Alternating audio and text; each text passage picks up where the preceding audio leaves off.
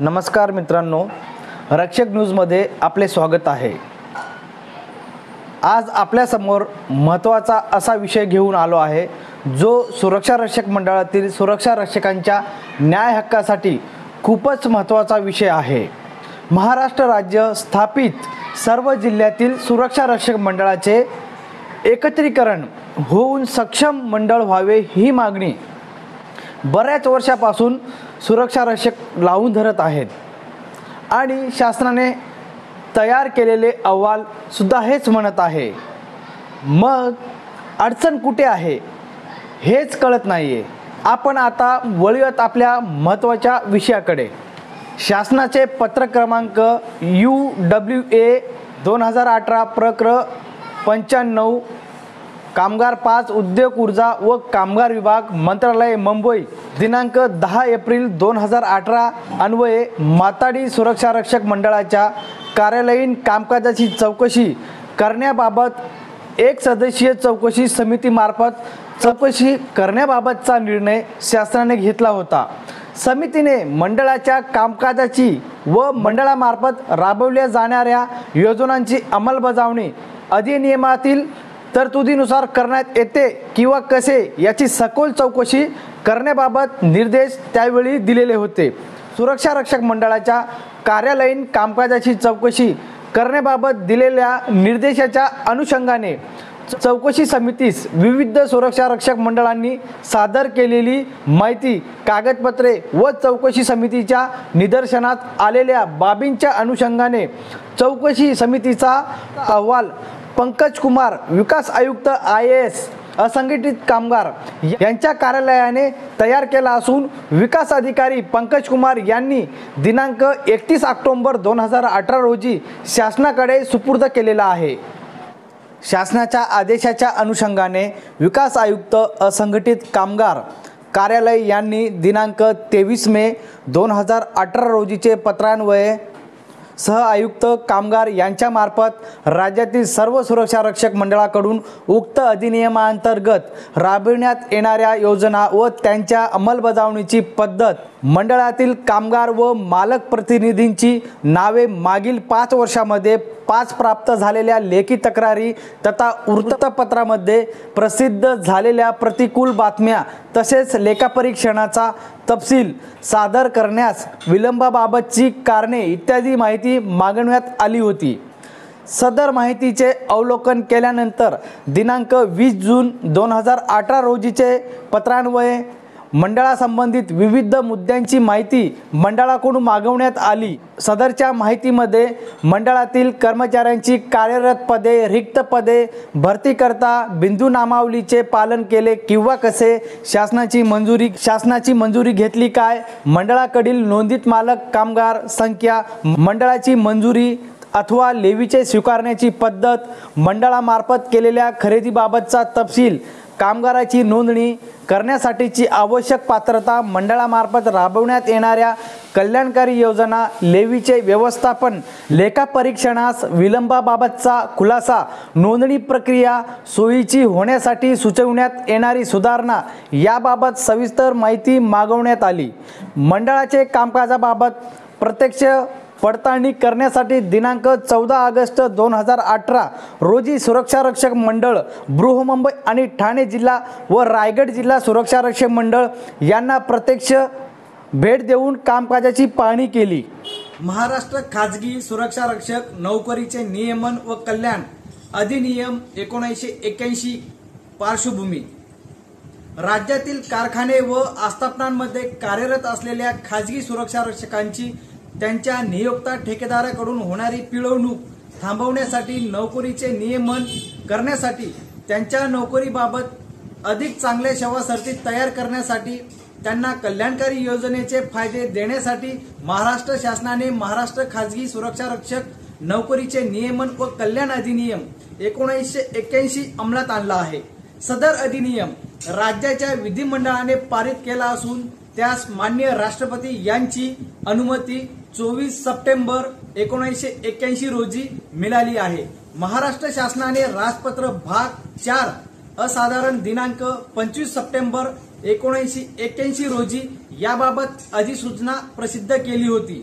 या अधिनियमांतर्गत कंत्राटदारामार्फत नियुक्त केलेल्या व कारखाने व आस्थापना येथे तैनात असलेल्या सुरक्षा रक्षकांच्या कंत्राटी पद्धतीचे निर्मूलन करून सुरक्षा रक्षकांची नोंदणी थेट मंडळात करून कारखाने व आस्थापना यात मुख्य मालकाची नोंदणी करून त्यांच्याकडे तैनात करून त्यांचे आर्थिक शोषण थांबवून व त्यांच्याकरिता सेवेच्या अधिक चांगल्या सेवासाठी ठरवून व त्यांच्याकरिता कल्याणकारी योजना राबवण्याकरिता मंडळ गठीत करण्याची तरतूद करण्यात आलेली आहे।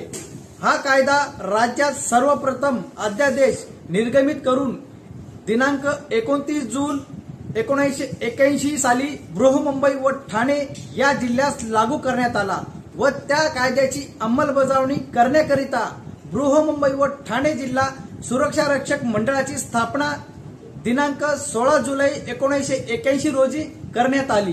तसेच या अधिनियमांमार्फत खासगी सुरक्षा रक्षक नोकरीचे नियमन व कल्याणकारी योजना दिनांक 1 ऑक्टोबर 1981 पासून लागू करण्यात आली। तदनंतर सदर अधिनियम हा राज्यातील नाशिक, पुणे, रायगड, औरंगाबाद, नागपूर येथे दिनांक 5 डिसेंबर 2002 रोजी लागू करण्यात आला।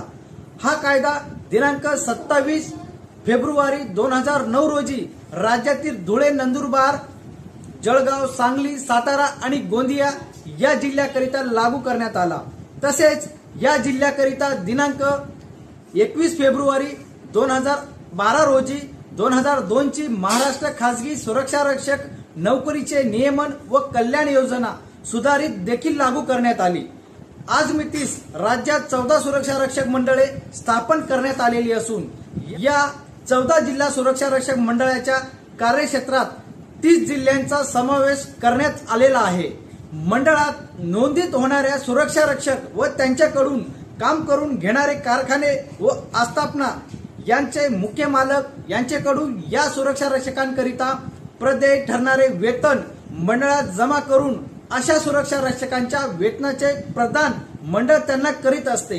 तसेच नोंदीत सुरक्षा रक्षकांकरिता नोंदीत मुख्य मालकांकडून वेतनाशिवाय लेव्ही वेतनाच्या सर्वसाधारण 42% दरमहा वसूल करून या लेव्हीतून सुरक्षा रक्षकांकरिता भविष्य निर्वाह निधी, कामगार विमा योजना, उपदान, भरपगारी रजा, सानुग्रह अनुदान, बोनस, गणवेश, बूट इत्यादी लाभ मंडळाकडून दिले जातात।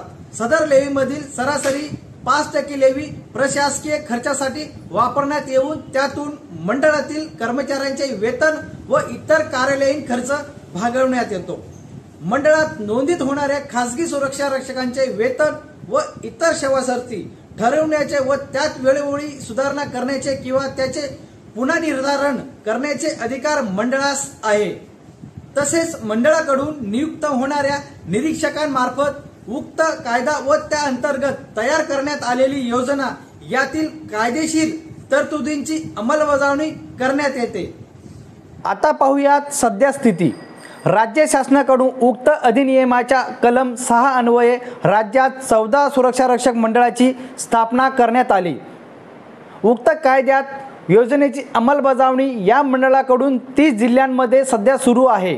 तसेच राज्यातील उर्वरित 6 जिल्ह्यांकरिता मंडळ स्थापन करण्याची कार्यवाही शासन स्तरावर सुरू आहे। राज्यात सुरक्षा रक्षक मंडळाकडे 1650 कारखाने व आस्थापनांचे नोंदीत मुख्य मालक कार्यरत आहेत व 36,060 नोंदीत सुरक्षा रक्षक कार्यरत असून त्यांच्या सेवा उक्त मंडळात नोंदीत असलेल्या मुख्य मालकांच्या आस्थापना व कारखान्यांना देण्यात येत आहेत। 14 सुरक्षा रक्षक मंडळांकडून नोंदीत सुरक्षा रक्षकांकरिता दरमहा सरासरी 13,000 इतके वेतन मंडळामध्ये जमा होऊन त्याचे प्रदान केले जाते।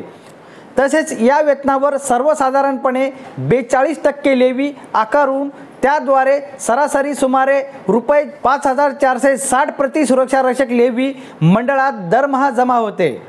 यातून सुरक्षा रक्षकांना भविष्य निर्वाह निधी, कामगार विमा योजना यासारख्या सामाजिक सुरक्षेचे फायदे दिले जातात व या लेव्हीतून त्यांचा बोनस, सानुग्रह अनुदान, भरपगारी रजा व इतर अनुज्ञेय अवशेतीच्या तरतुदी करून लाभ प्रदान केले जातात। यातील 5% लेवी ही प्रशासन चालवण्याकरिता व इतर प्रशासकीय बाबींवर खर्च केली जाते।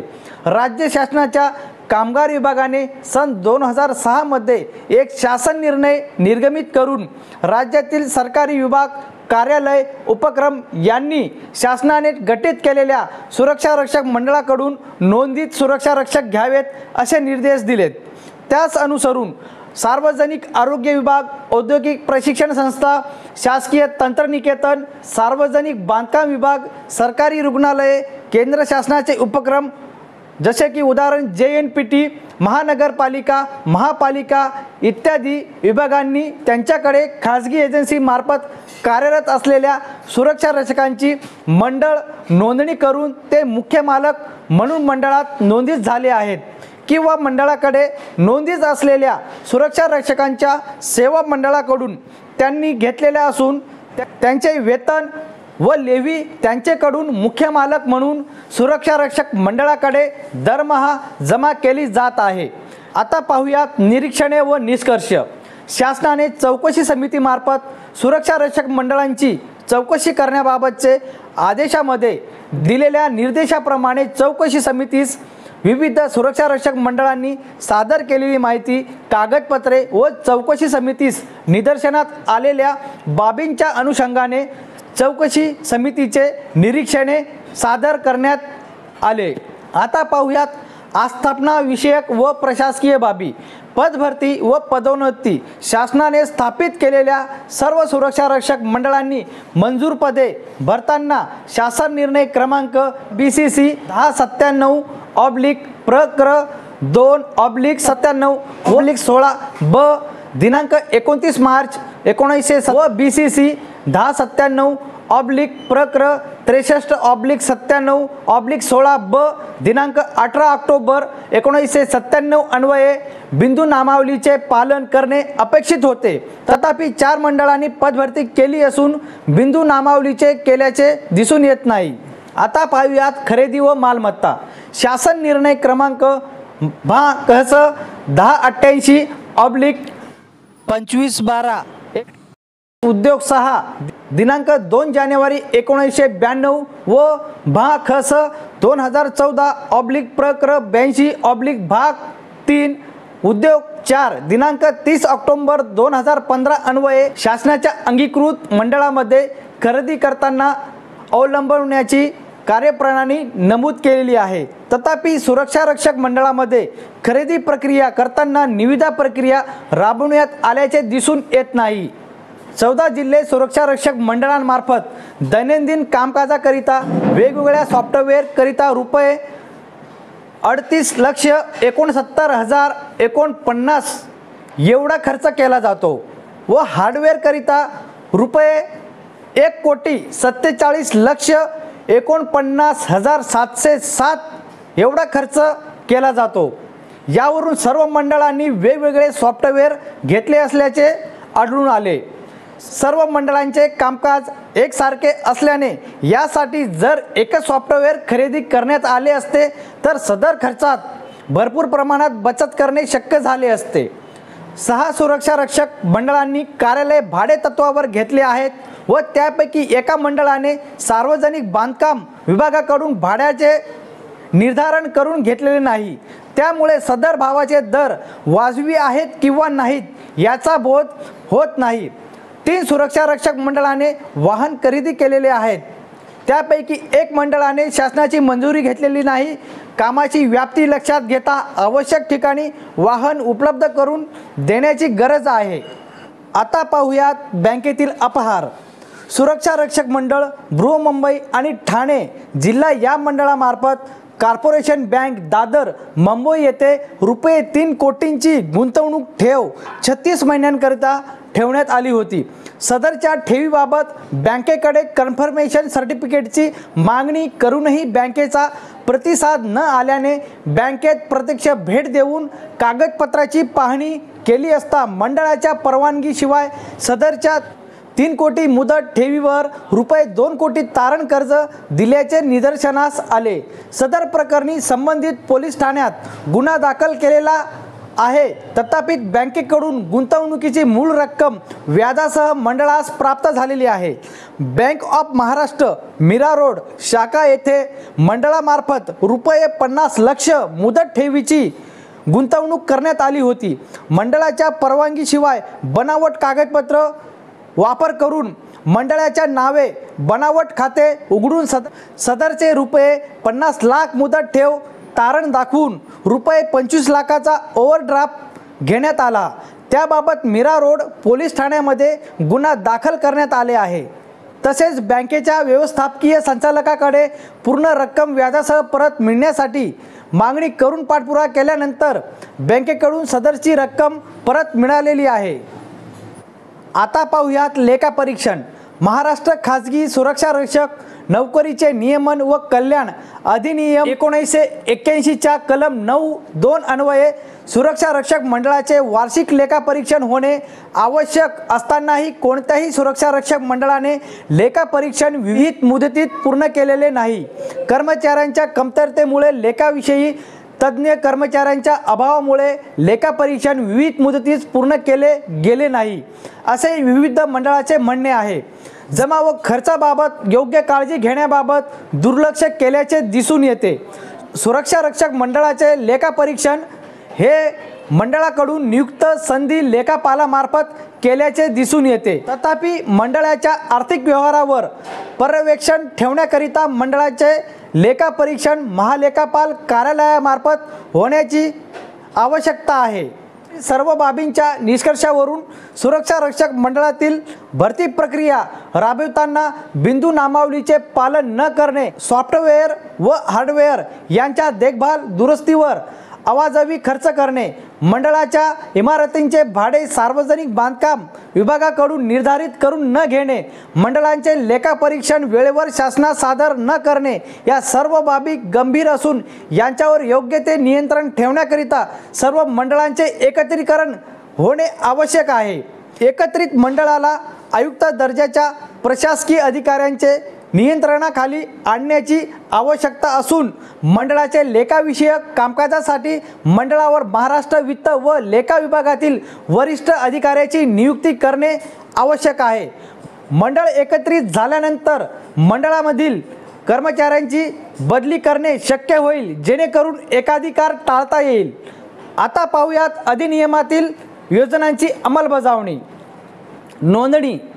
सन 1981 मध्ये सुरक्षा रक्षकांच्या कामाचे नियमन करण्याकरिता त्यांच्याकरिता सेवेच्या अधिक चांगल्या सेवासाठी ठरवून व त्यांच्याकरिता कल्याणकारी योजना राबवण्याकरिता महाराष्ट्र खाजगी सुरक्षा रक्षक नोकरीचे नियमन व कल्याण अधिनियम 1981 पारित करण्यात आले. राज्यात 37,100 कारखाने व 26,83,893 आस्थापना असूनही असे निदर्शनास येते की दिनांक 31 मार्च 2018 पर्यंत 14 सुरक्षा रक्षक मंडळात फक्त 1650 इतके नोंदित मालक कार्यरत असून 36,060 एवढे नोंदित सुरक्षा रक्षक कार्यरत आहेत. मंडळाची स्थापना झाल्यापासून आतापर्यंत वर्षानुवर्ष मालक व कामगार यांच्या नोंदणीमध्ये घट होत असल्याचे निदर्शनात येत आहे. राज्यातील सर्व कार्यरत सुरक्षा रक्षकांना मंडळात नोंदित करण्यासाठी ऑनलाईन पोर्टल विकसित करून नोंदणीची प्रक्रिया सुलभ करणे आवश्यक आहे. आता पाहूयात सूट. मंडळामार्फत सुरक्षा रक्षकांना मूळ पगार, महागाई भत्ता, घरभाडे भत्ता, वाहन भत्ता, धुलाई भत्ता व शैक्षणिक भत्ता या स्वरूपात वेतन अदा केले जाते.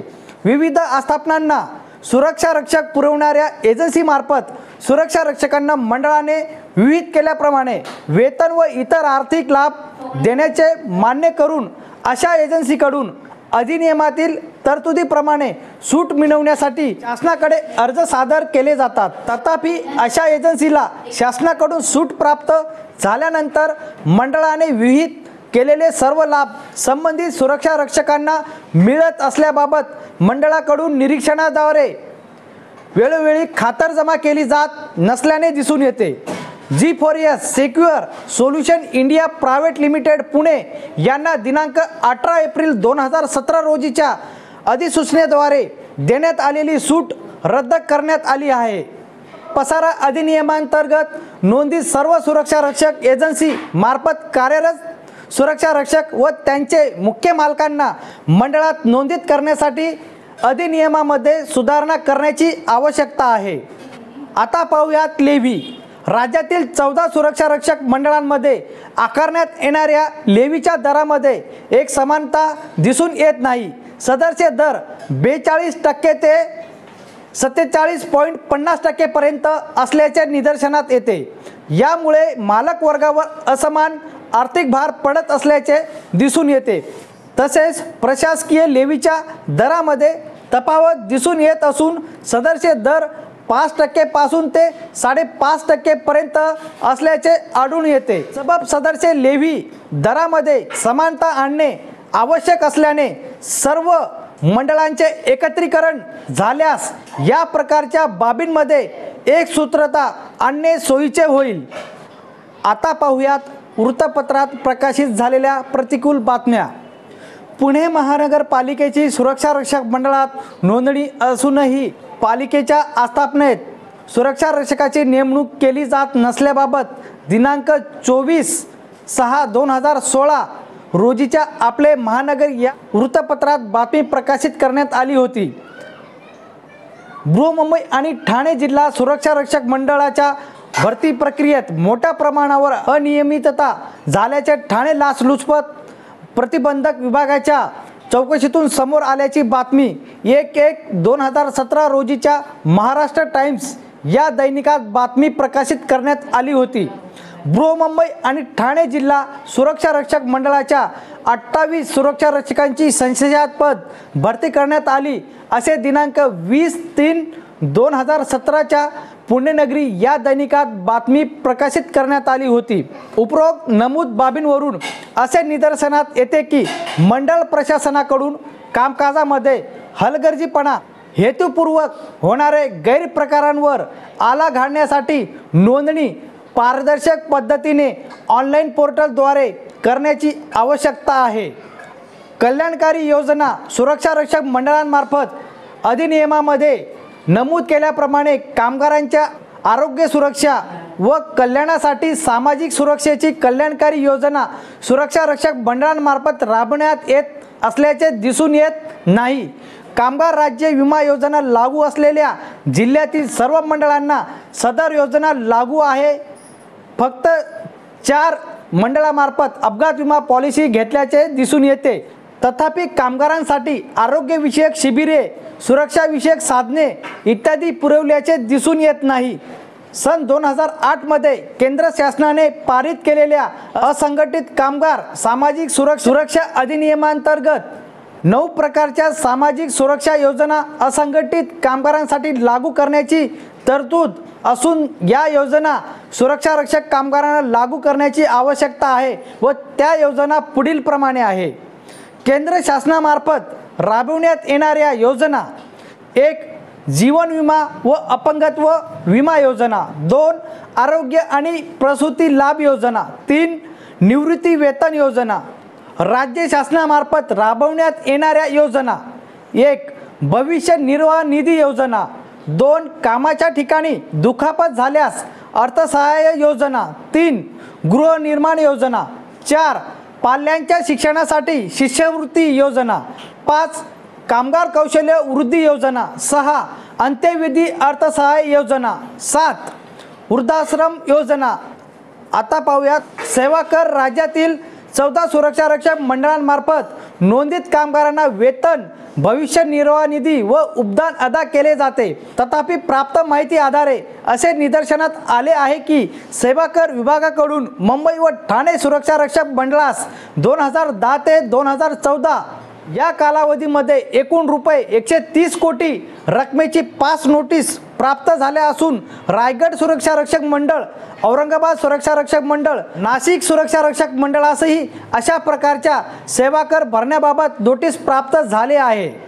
फायनान्स अधिनियम 1944च्या कलम 73(1) अंतर्गत सुरक्षा रक्षक कामगारांची भरती आणि पुरवठा सेवा यापासून प्राप्त मोबदल्यावर सेवा कर लावण्यात आले आहे। जर सदरचा सेवा कर भरावयाचा झाल्यास तो मंडळाच्या लेवीमधून अदा करावा लागेल। त्यामुळे मंडळावर व नोंदित मालकावर मोठ्या प्रमाणात आर्थिक भार पडणार आहे। नोंदित मालक वर्गासाठी मंडळाची भविष्य निर्वाह निधी योजना EPFO कडे वर्ग केल्यास असंघटित कामगार सामाजिक सुरक्षा अधिनियमांतर्गत महाराष्ट्र राज्य सामाजिक सुरक्षा मंडळाच्या कल्याणकारी योजना सुरक्षा रक्षक कामगारास लागू केल्यास व कामाचे वाटप बंद केल्यास परिणामतः मंडळाची कामकाजाची कार्यकक्षा कमी होईल व पर्यवेक्षण करणे हे मंडळाचे मुख्य कार्य राहील व सदरच्या सेवा कराचा अतिरिक्त भार सुद्धा टाळता येईल व सर्व बाबींच्या निष्कर्षावरून वर्षानुवर्षे नोंदणीमध्ये होणारी घट राज्यात खाजगी एजन्सी मार्फत कार्यरत लाखो सुरक्षा रक्षकांपैकी अंदाजे केवळ 5 ते 10% सुरक्षा रक्षकांचीच आपली नोंदणी मंडळात करून घेणे, राज्यातील कारखाने व आस्थापना यात खाजगी एजन्सी ठेकेदारांमार्फत कार्यरत खाजगी सुरक्षा रक्षकांनी कायद्यान्वये नोंदणी बंधनकारक असताना मंडळात नोंदणी न करणे, राज्यातील कारखाने व आस्थापनांमध्ये खाजगी सूट प्राप्त सुरक्षा रक्षक एजन्सी मार्फत सुरक्षा घेण्यास प्राधान्य देणे, सुरक्षा रक्षकांनी व त्यांना तैनात करणाऱ्या मुख्य मालकांनी या कायद्याची अंमलबजावणीकरिता योग्य तो प्रतिसाद न देणे, एजन्सी मार्फत सुरक्षा रक्षकांना मंडळातील नोंदीत सुरक्षा रक्षकांच्या वेतन व इतर सेवा सूट प्राप्त पेक्षा कमी लाभ देणे व कल्याणकारी योजनांचा अभाव या सर्व बाबींच्या अनुषंगाने सध्या स्थितीमध्ये महाराष्ट्र खाजगी सुरक्षा रक्षक नोकरीचे नियमन व कल्याण अधिनियम 1981 चे पुनर्विलोकन करून आवश्यक सुधारणा करण्याची गरज आहे। सुरक्षा रक्षकांना असंघटित कामगार सामाजिक सुरक्षा अधिनियम 2008 नुसार महाराष्ट्र राज्य सामाजिक सुरक्षा मंडळ अंतर्गत सर्व लाभ उपलब्ध करून दिल्यास कामगाराचे जीवनमान उंचावण्यास मदत होईल। सुरक्षा रक्षक मंडळाच्या कार्यालयीन कामकाजाबाबत चौकशी समितीची शिफारशी आस्थापना विषयक व प्रशासकीय बाबी संबंधित 1. सर्व मंजूर केलेल्या पदांसाठी सेवा प्रवेश नियम तयार करणे, रिक्त पदांची भरती पारदर्शक प्रक्रियेद्वारे करणे व भरती करताना बिंदू नामावलीचे पालन करणे। 2. मंडळाचे लेखाविषयक कामकाजासाठी मंडळावर महाराष्ट्र वित्त व लेखा विभागातील वरिष्ठ अधिकाऱ्यांची नियुक्ती करणे। 3.